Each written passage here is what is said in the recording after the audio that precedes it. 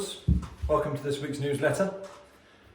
Weather's been horrendous, golf courses flooded everywhere. Ours luckily has been generally open amongst a couple of closures.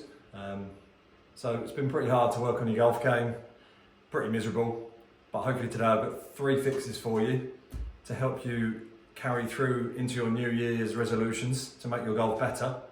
So here we go with number 1. So a lot of people, when they're swinging the golf club, one of the biggest things we always see in here is too much lateral movement or vertical movement with the head during the golf swing, which no matter how good the rest of the fundamentals are, that's going to kill it straight away. So again, all 3 of these things you can do pretty much in your house, gripping a club down the shaft, or if you're lucky enough to have a little area where you can chip a couple of shots, even better.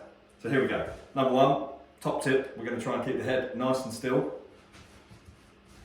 So set yourself up, shuffle into where you're touching the ball, and then we're just going to try and make our backswing. Just going to drop my club on the floor. We'll try and make our backswing whilst keeping our head nice and still.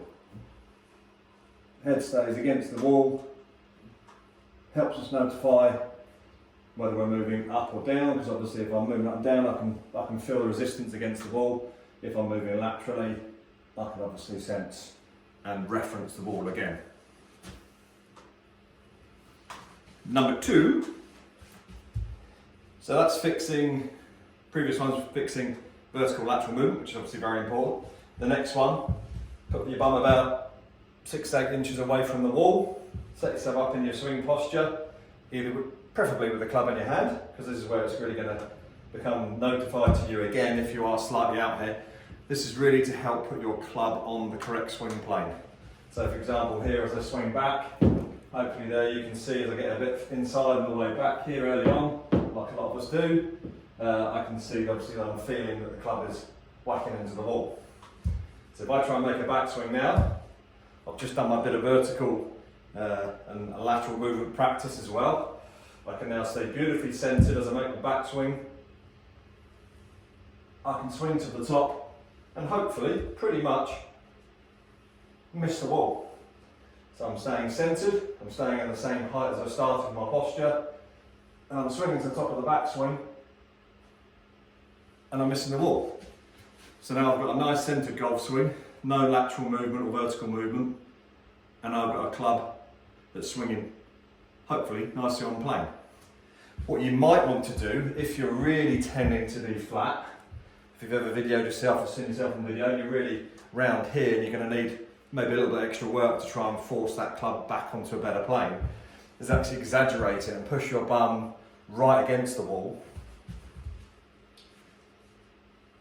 and then still try and make your backswing. So that's going to really force that club away, really, if anything, maybe a touch above plane, a bit too upright.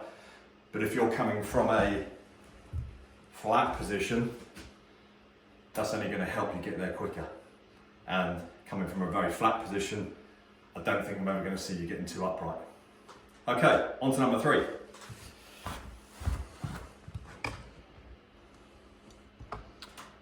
So very simple. So with those other couple, if we've been tending to move about a bit laterally, up and down at the same time, and maybe we've been throwing in a little bit of a flat takeaway and we've been making some compensations, there's a fair chance that when we get back to the golf ball, we're going to be maybe used to being in quite a weak position. Club shaft hanging backwards, lots of loft, maybe an open club face too. Maybe we get a really poor strike high, wafty strike out to the right, or vice versa. We end up throwing the club head at the ball for whatever reason due to the backswing being out, and we end up again with the shaft hanging back, club head being thrown at the ball, and a very sharp club face. So with combining better centralness on the backswing, a better swing plane, now no matter how good that becomes, you might need to work on some impact positions. And obviously, as we come into impact, We want to really be coming off that right foot, rotating nicely, most of our weight into our left side, but most importantly, the club position, we want the hands in front of the club head as we strike the ball. And here, just a very deliberate, what I call a hit and stop drill. So we're just going to go swinging back to about waist height. We're going to chip the ball forward, and we're going to stop very shortly after impact. And then we're just going to simply turn our body back, not move our hands and arms in relation to our body. And hopefully, as we come back to where our impact was, we've brought that club back to a really nice impact position where the club is leaning towards the target. If you are fortunate enough to have a net where you can chip a few shots into, or a garden big enough, we've got a nice downward strike, hopefully off the mat and not the garden. This is a great drill. Can be done obviously in very little space. Doesn't have to be with a 7-iron because you might knock it out the end of your garden. But with a pitching wedge, you're just hitting and stopping, hopefully seeing that your body's rotated, even at this short distance through impact, the weight's coming off the right foot. And when you bring it back, your body turns back, right foot goes back on the floor. Hopefully, most importantly, that club is leaning towards the target. So 3 quick tips. 1 for making sure you're not moving about. 2, trying to make that swing plane better. You've got your own little cheat mechanism on both of those there, with just leaning against the wall or bum against the wall. And then thirdly here, because of those improvements on the backswing, then we can start to place the club into a better impact position as well. And we've got that little checkpoint through impact. We can then rewind the tape and hopefully bring that club back to that good impact position. Okay, I hope that helps.